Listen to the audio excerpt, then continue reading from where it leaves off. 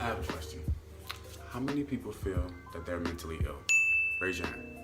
At your home, raise your hand. And maybe by the end of this video, I can change that. Because before we can change who we are, we must know what's going on with ourselves to change that. And my definition, and I got some notes here, my definition of mental illness is complete attention to your mind with no awareness of self. And what that means for me is people are mentally ill when they believe that they are their mind. When they're completely listening to everything that comes through the mind with no awareness of self and no awareness of what the consciousness needs, right? So let me go down a list of things where I feel are actual signs and examples of mental illness here. Eating, overeating, and I want to include erectile dysfunction in that because because of what you're eating, you can't get your dick hard.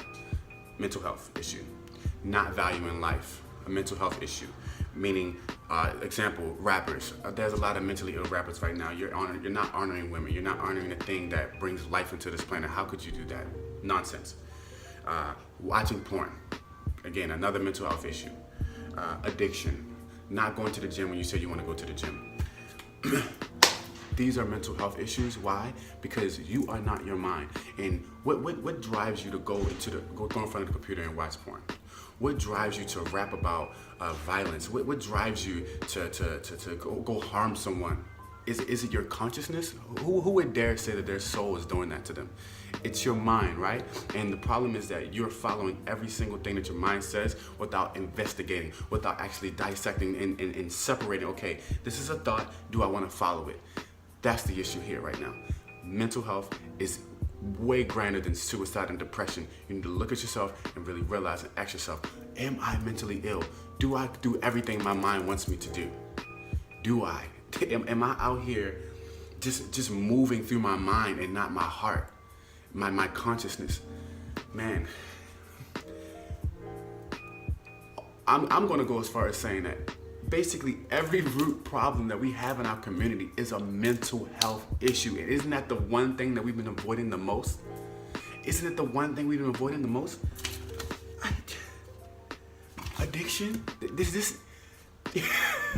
I know firsthand. I'm sitting here saying, my conscience doesn't want this. I know what my soul needs. My soul doesn't need this drug, this substance. I need to be clear. And what happens? My mind says, oh, well, just do it one more time. Just try one more time.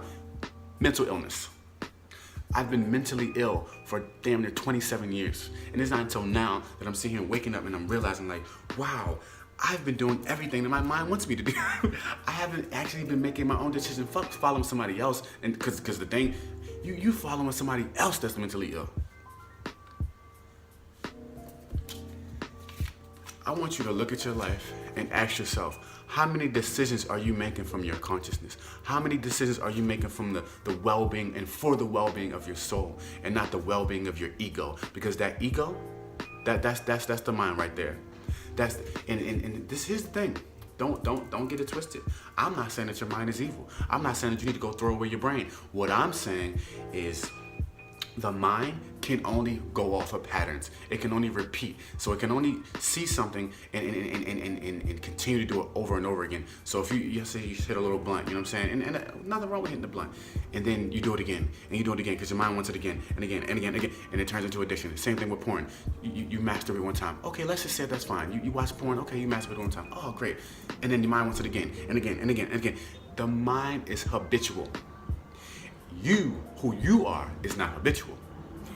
Who you are, you observe all of this and you get to decide and choose what actions you take on a daily basis. But when you're attached to your mind, when you actually think that you are your mind,